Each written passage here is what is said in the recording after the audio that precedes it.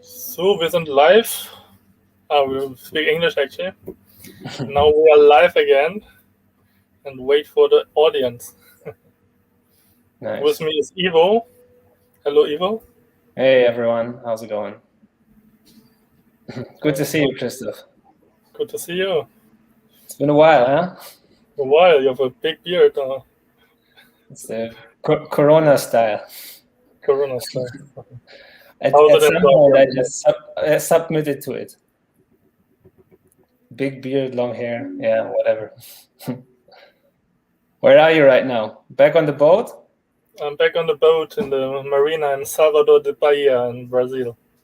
Nice. Sounds relaxing. Yeah, I'm still stuck in Georgia, man, for like 1.5 years now. 1.5 years stuck in Georgia. Never left the country. Yeah. I don't think I've ever in my life been for such a long time in one place. So yeah, it's definitely a unique experience. But yeah, you get used to everything, I guess. Can you move freely now in Georgia, or are you stuck in your little apartment until this year? Well, actually, I swapped the little apartment for a house now. It's kind of good.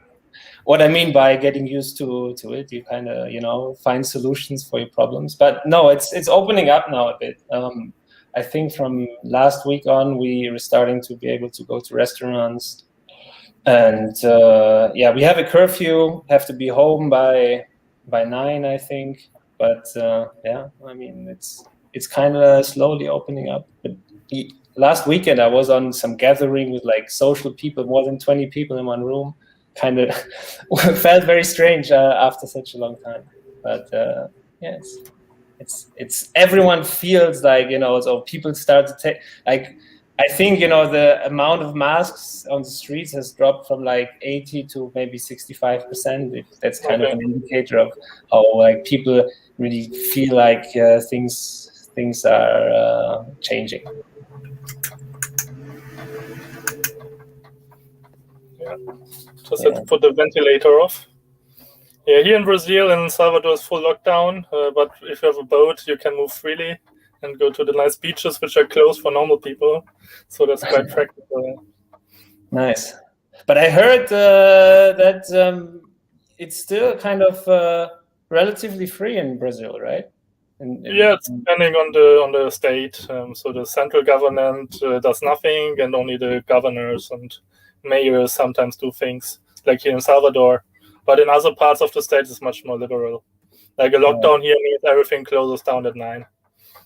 Yeah, well, I guess that's what it is these days. Be home at 9 and do your work from your computer. Yes.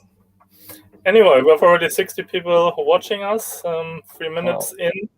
Let's just start, I would say. Tell us a bit about not the coronavirus, but our walnuts. That's why you're here, Ivo. I'm very curious what happened during the last year. I think we had the last call in February last year. So it's over now, and plenty of results to share, yeah? Yeah, I mean, little did we know, right, back then what was going to happen to us. So you say don't talk about coronavirus. I mean, it's something that for sure has like shaped us, here very much as well. Maybe to a lesser degree than in other sectors, but yeah, it's been a really crazy year for us.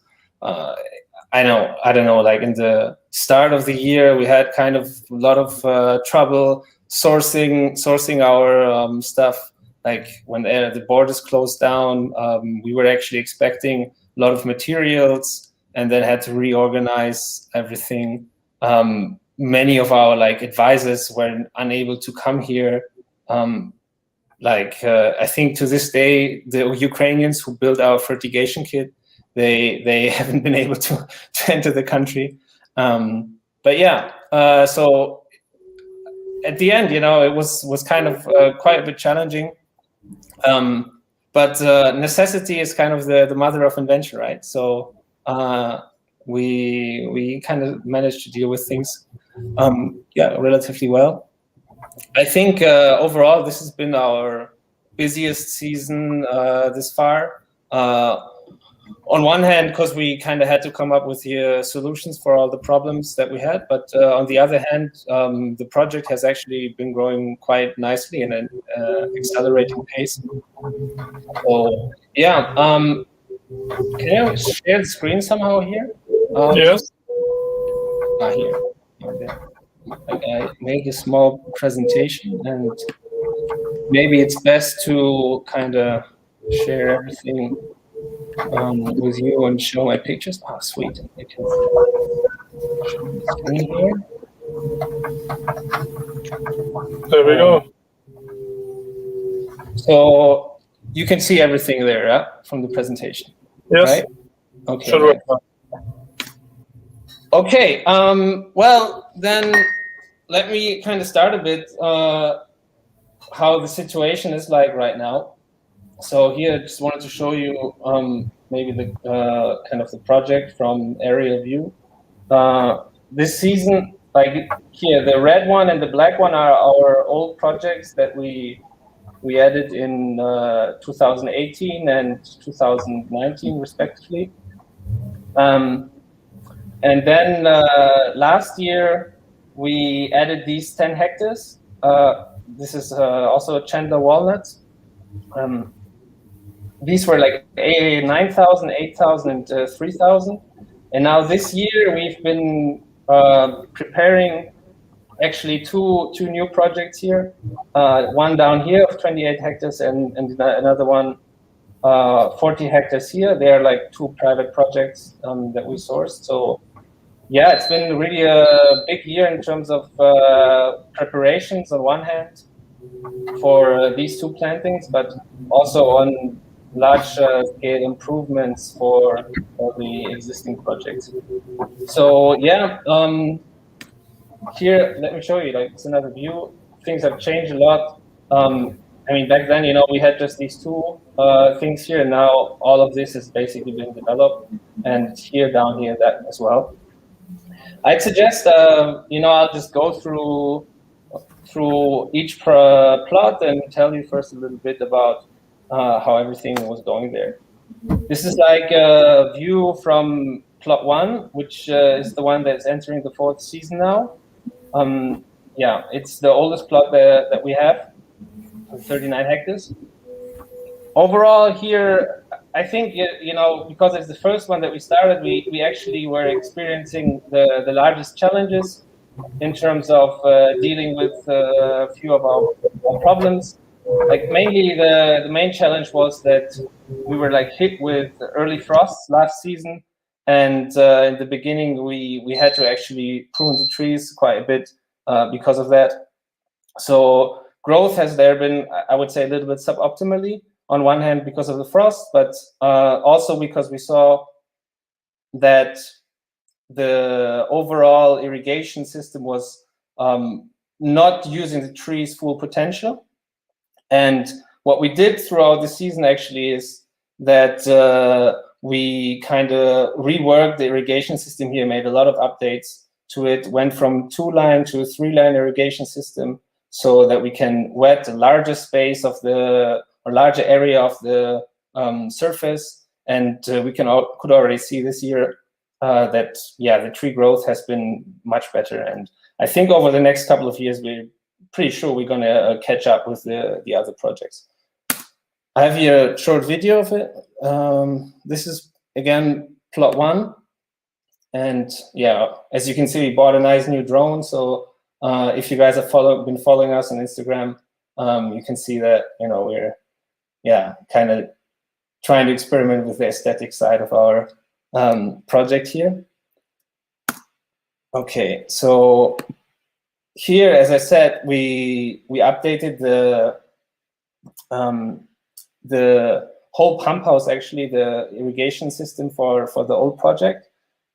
On one hand, installed the new fertigation kit here that we already had installed in the previous one, but also changed a few things, extended overall the size of the irrigation system. Yeah.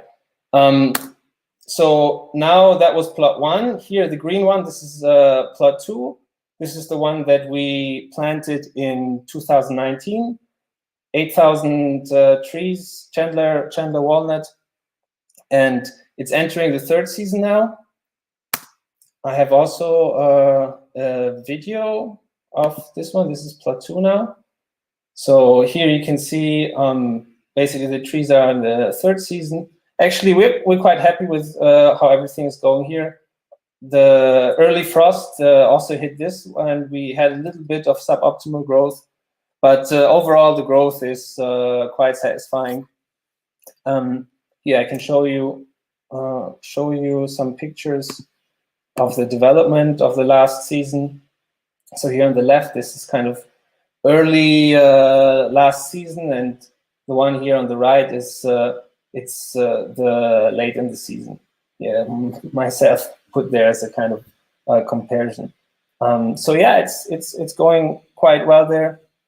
The whole orchard is actually the same as plot 1. They're both very homogenic in terms of growth, which makes the management much easier and is really useful if you manage such a large-scale project. Mortality has been very low here as well. I think in total we replanted under 1%, around like 0.8% of the trees in this season. Mainly even not because of illness, but because they were like underperforming, and yeah, we decided to put new trees in there. What is interesting here is, but I'll talk about that a little later, is some of the experimental plots. We've added a few plots where we are starting to kind of use different type of pesticides, or actually try to use no pesticides and no herbicides at all. But I'll talk about that a little later. Yeah, this is now plot 3. It's the one that we added last year, 10 hectares. It's the one down here.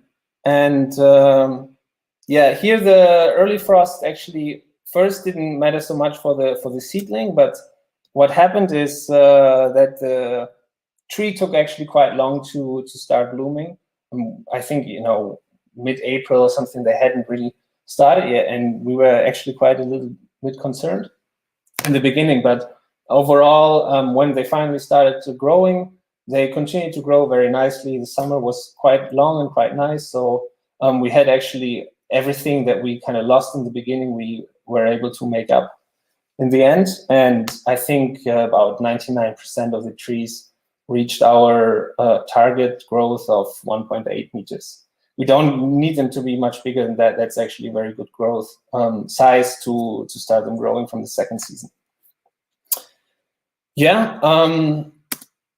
Okay, so now plot 4 and 5 are the newest additions to the project.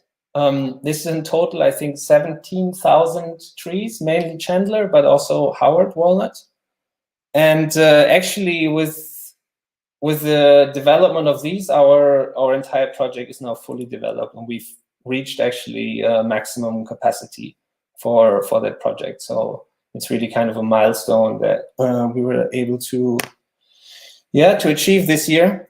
And we've just finished planting there. This is, I think, from last week, the picture. So here, down here is, you can see this is one project, and there's another one down here. Here we've built really massive new reservoirs this year. I totally forgot, unfortunately, what the size is, but they're, I think, 3 or 4 times larger than our previous ones. Yeah. This is actually the same. Now looking up at the same project. Here you can see on the left is project number 3, what we added last year, and what's quite interesting actually from here to see all the infrastructural works that we've undertaken. I think it's really, although we planted so much this year, where loads of changes or noticeable changes is actually from the infrastructural side. So we've added like a workshop on site, so we can repair our tractors much easier, have like a car wash because of all the dirt that, you know, accumulates and has already broken one or the other machine. And yeah, I'll actually talk about all the things right now here. So down here is our workshop. This is the factory that we're currently building. Here is in the middle, there's our A-frame house. Something that you can see, what we actually are also very happy about is that right now what we're trying to do is, you see in the top left, this is where the Yori River flows, and we're kind of building this underground pipe right now over 5 kilometers, which will then connect our farm directly to the river, and this way we get completely independent. Like many of you may know, we currently are supported by this governmental channel, which so far has served us really well. But if you want to kind of hedge your tail risk, I think it's important to think about what happens if there's no water there, or if there's bad water. And since water is kind of the lifeline on what we survive, we think this is a really good addition to the project to kind of reduce real risk if the water supply might go low or not.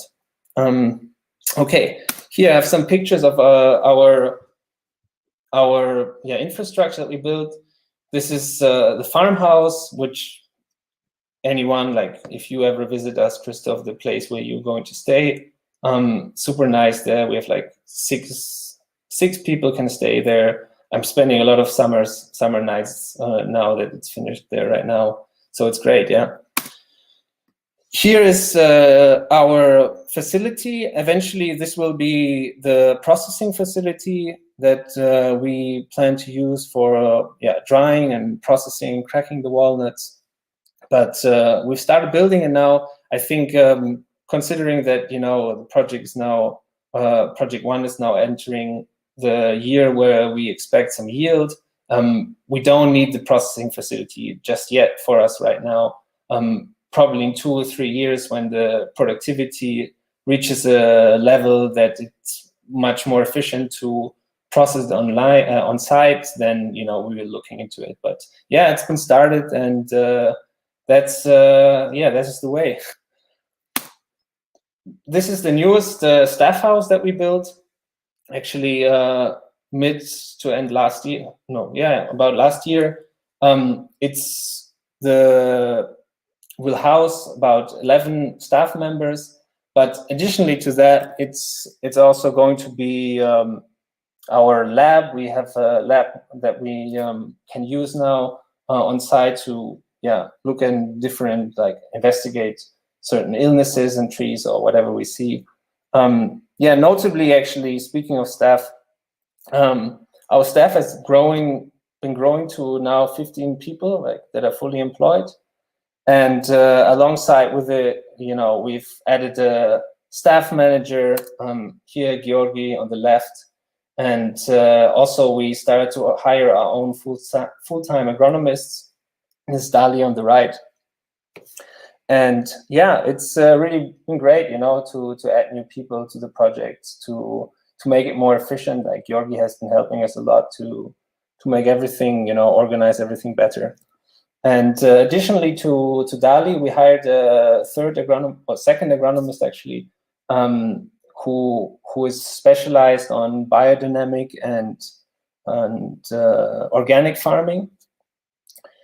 And this is actually one of the kind of developments that for us has been like really one of the key things that happened over the course of the last year. I think, mainly induced because of how the pandemic shifted the view onto, the perception of food, and that we actually think that for the consumer, it's also going to have a lasting effect on how they look at the food, what they eat. Not only that they want to eat healthier, but also that they want to eat something that is grown in a sustainable way. And we think this is the future. So we want to move in that direction. So what we did is actually, like I said, in the one plot, we started several experimental plots where we tried to reduce pesticide use. We bought on the top right, you can see here, this sprayer, which ionizes the water, and like through positive charge, the water sticks to the leaves, and it reduces the water use by a lot, but also reduces the amount of pesticides that you have to use when you apply them. So it's overall much more efficient. On the left, you see this device that actually allows us to work the soil directly under the trees, and we can this way deal with herbicides, not with herbicides, with weeds much better, and we don't have to use herbicides. So yeah, we can work the soil constantly, aerate it. It's really good for the soil, but it also helps us deal with the weeds. Down there, this is it's actually the sprayer for, man, how do you call this stuff? Like manure. That's it, for manure. So we have kind of started to apply manure, chicken manure, and overall do a lot of work to recover the soil, because if you want to go in this direction, that you want to use less pesticides, want to eventually maybe even produce organically, things like that are just crucial for you, because you rely so much more on a dynamic ecosystem. So yeah, we are basically applying more manure. One also very interesting thing is here, we started getting a lot of lake loam. There's like these fish farms, and they have these lakes around us, and these guys were quite happy for us to clean their lakes, where this loam, there's like fish excrements, and basically everything that has been lying, the algae and whatnot, has been accumulating there for years. And we started emptying them out, and basically will apply thousands of tons of this highly organic matter to the soil, and it's going to do wonders, I'm sure, for the whole soil, and enable us then to use much less chemical nutritions and grow in a natural way. So yeah, that's been another like really big development for us, and I think it's really an interesting turn that everything took, and which I'm very happy about, that we're going this direction, and it really makes me think that what we do is going to be a very promising, in terms of that the product that we plan to produce is going to be of high quality and will give us an edge. So yeah, that's basically it. I would say, like, many people have been asking us about what we've been doing, and yeah, that's pretty much it. You already had a little harvest, right? How did the walnuts taste? Was it good? Yeah, I mean, calling it a harvest is maybe a little bit too much, but yeah, most trees, in the plot one actually had 1 or 2 walnuts hanging on them. So yeah, we harvested them. They are still, underdeveloped in terms of their, it's a 3-year-old tree. It doesn't produce very large fruit, but taste-wise, they're fantastic. So, I've been eating them myself all the time, and really enjoy them. And it's notable, like, the difference between, like, you can really see there's a difference between the average product that you may buy here in the supermarket and the walnuts that we produce. Not only like in color, but definitely in taste as well. So yeah, they're good, and I think they will be much better in the future. Okay, someone here is asking, why don't we do hazelnuts? What's our reason to just do walnuts?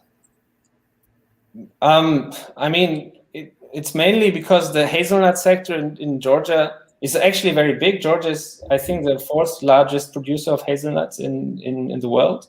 But I mean, personally, there's a number of reasons why we're not doing it. I believe we're not doing it.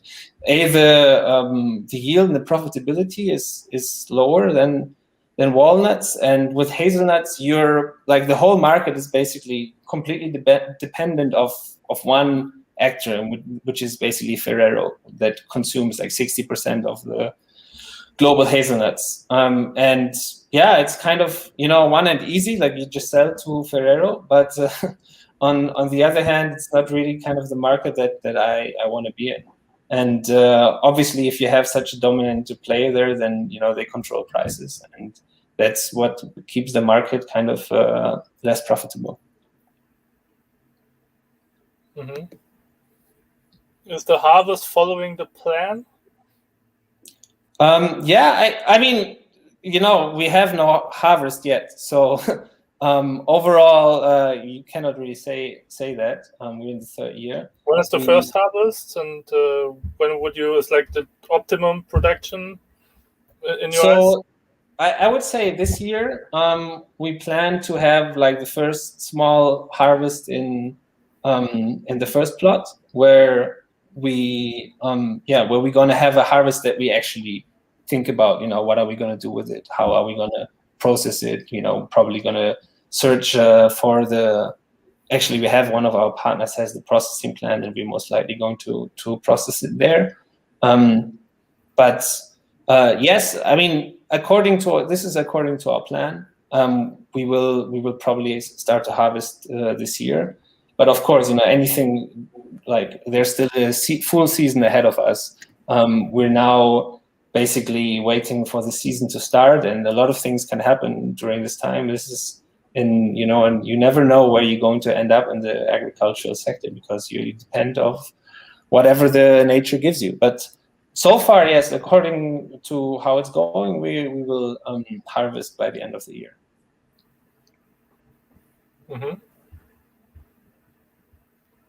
And you asked about the other question, right? The full production. Right. So generally, the trees enter full maturity in the 7th to 8th year. This is where they expect to go into the full production, which is about 6.5 tons ideally, and then they continue to produce for 20-30 years at this scale. Mm-hmm. By the way, if I end the show, do you see me, guys, or you're still there, Ivo? Yeah, I'm still here. I'm just wondering if I click, if you see me, or if I should close the presentation for me to reappear. Ivo, you're still there? Yes, I'm still here. Hello? All right, seems that Ivo has some connection problems. Hello? So let's wait until he comes back. In the meantime, you can ask some more questions. Can't hear me?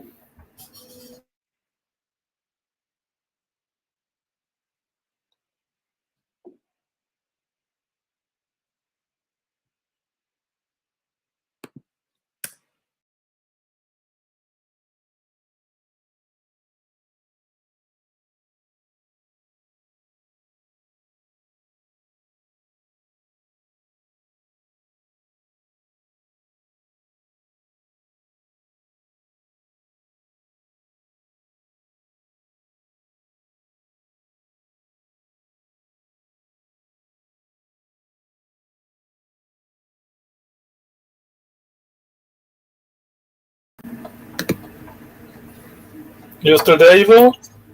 I don't know. I could hear you all the time. Okay. Well, now it's working again. Okay, good. Well, glad to be back. More questions?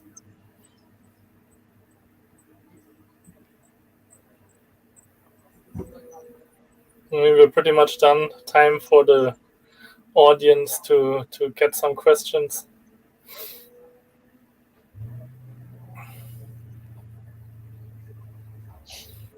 Where are you going next? Back to the plantation. Actually, I was supposed to go tomorrow. We have finally, after months of wait, our Spanish consultants were able to enter the country again, and I was meant to go and see them tomorrow. But the weather is crazy here right now. Like, we have the wettest season, I think, that we ever experienced, and it's like raining every day, snowing. Like, last week we had snowfall. I was lying there for 2 days. It's really unusual for Kakheti. and it's kind of pain in the ass to go there right now because the whole orchard turns like into a big puddle of mud.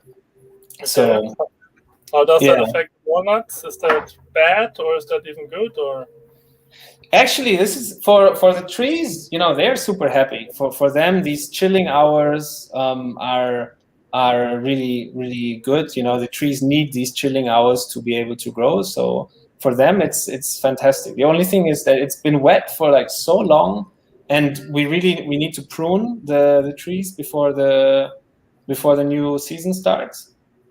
And you shouldn't do it when it's too wet outside, because basically you make a cut and it's kind of the increased risk of infection there, and you don't want to do it when it's so wet outside. But we have like maybe 2-3 weeks left until the season starts, and you want to be done with it. You don't want to have the tree start producing the growth in the things that you're cutting off like just after that. Yeah. Someone is asking, is it still possible to participating? Yeah, actually, yes, it is. So I didn't want to talk about all these technical aspects today, really. But sure. So basically, in project 3, this 10-hectare project, there's still some slots available. And if you're interested, you can just write me an email, and I can send you the material for it. So anyone just get my email from Christoph, or it's info@walnuts, or this one. Yes, exactly. This one works as well, right? Yes, I mean, let's see. Like last time you posted it, some idiot put some spam bot on it, and I was still get I shouldn't say that, because probably now people are probably the spammer listens. I get the emails every week. What a love for you. Give him my best regards. If I come and find you. But yeah, if you wanna find out about the project, send me an email. I think now it's starting to it was crazy. For a whole year, nobody could come here. Like we had people interested, but you have a whole year where people cannot travel. It's obviously much harder for people to participate. But now it's kind of opening up, and like we have more people coming to visit us again. So if you're German, it's very easy to fly to Georgia again. But I think right now, even for most European countries, like our consultant, for example, he's Spanish. He was able to travel here. If you're vaccinated, then of course you have a special passport. You can just enter again. So yeah, it's definitely possible. And from my experience, most people, like I would anyone advise to come and just see what we're doing, because you can understand it so much better when you've seen it yourself, rather than trying to get an impression from pictures. You only see so much. Yeah, that was very important for me as well when I visited in the beginning. I mean, back then it was still much smaller. So here's still a question: how many hectares do we have together? It's so crazy right now. Every time you come there, like you don't go there for a month, maybe right now during off season, and you come back and it's kind of a different place. New houses there, or something like that. It's really impressive. How many hectares we now have in this project? It's 150 hectares that are fully planted, and it's all the space that is available in this project. And yeah, we bought actually new land this year, and I'm continuing to buy new land, because I think it's like there has never been a better time to buy agricultural land than right now. But for this project, it's fully developed now.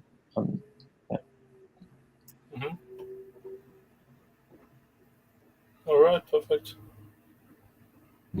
When are you coming to visit us? Do you have already some schedule? Yeah, let's see. I will fly to Dubai in May, and then I'll stay in Europe until August, until my birthday, I think. So probably in June, July, I will finally make it again to Georgia. Let's see. Yeah, would be nice. June, July should be great time to visit us, because then trees are all in full growth. Last summer, I've really every weekend I went out there. It's so relaxing now with the new house, and planning some really nice stuff. Wanted to we're going to build this smoking area with Tuscan ovens, and it's going to be really the place where you want to spend your weekends. Maybe even where you settle down at some point. Well, sounds good. Yeah. And you also experiment with some other stuff, right? We have some little plots available to grow other fruits and olives and things like that. Man, you know what? Like we're growing these Georgian plums basically, and they're going crazy. We just planted them on the roadside because there was one, maybe 5 meters left, but all the way down on the one project 2. And they are, next year, I think each of these trees is going to produce like 20 or 30 kilos of these plums. And David is super eager. He wants to, make some vodka with it. It's kind of his big side business. But yeah, we're also growing olives, which are growing extremely well in the region, this climate. Almonds, we've started a small, like, half-hectare test project, and then like 40 or 50 varieties of different fruits. I don't know, like everything you can basically grow in Georgia. This year we want to actually also build a small how do you say, a greenhouse. That's kind of next thing that we want to venture in to test out, see if we can get some stuff growing there. Wanted to try maybe blueberries, but open to a whole array of options. David has really been thinking about, kind of experimenting with that too. All right. Maybe one more question. Walnut price. Did it develop well? Did it develop not so well? What's your expectations? So actually, it's so at the start of the last year during the pandemic, it's basically all nut prices came under extreme pressure, especially as you may know, like the US is like the biggest producer for nuts, for almonds, for walnuts, and they're a massive producer. And as the borders closed down, they faced themselves suddenly with a massive oversupply. So prices really took a big dive. Actually, it didn't affect the European prices as much as the Americans. But no, they actually kind of they fell down quite a bit. So they are like in the decline for maybe the whole year, have consolidated recently a little bit, but are still, at a level. So it's very interesting. If you look at different markets, the price develops very differently. If you look at the US market, it has like really been developing not so well. And if you look at China, there it's been kind of stable. And here in the area, prices went down a bit. If you look at like Turkey, for example, but didn't fall as much as for example, in the US, where you saw prices go down below producer prices. Overall, I think, then you have markets like Russia, for example, which is our neighbor, and their prices actually didn't really react that much to because to the pandemic, because the demand has been rising extremely fast there. So yeah, overall, you cannot really compare. This is kind of really the one lesson I learned over the last years, is you cannot compare it to like other commodities, like food prices, especially like, rare food like walnuts, because they are very regional. You don't have any like exchange where they're traded, where you can hedge the prices. So depending on questions.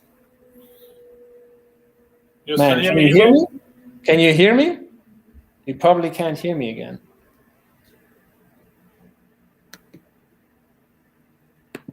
Oh. You still hear me?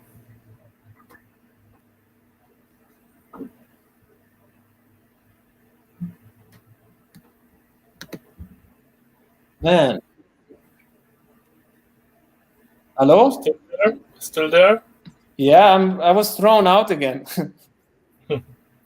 But I guess you never did. You hear my full? I was talking. It was just broken up at Russia. Like the prices on Russia were not so. Yeah. So eventually, what I say is like the prices are very regional, and it's not like orange juice or timber or other commodities that they that are traded on the stock exchange, for example. So depending on your quality, like organic produce, for example, if you look at organic nuts, they maybe fell 5 or 10%. But if you look at like US Chandler, it fell like 40% at some point during the pandemic. And then you look at price in Europe, they fell like 15-20%. So it's really a market that depending on what you produce, where you produce it, and where you sell it, the market prices are very different. Okay. Anything else? From my side, I mean, one thing I might want to say is it's something that I noticed, across our like members, investors, people who are like interested in our project is, I found it interesting that like a lot of people actually, come from technology sector or come from like sectors that are not very closely related to agriculture, but a lot of tech people, call it like crypto traders or Amazon guys or software developers.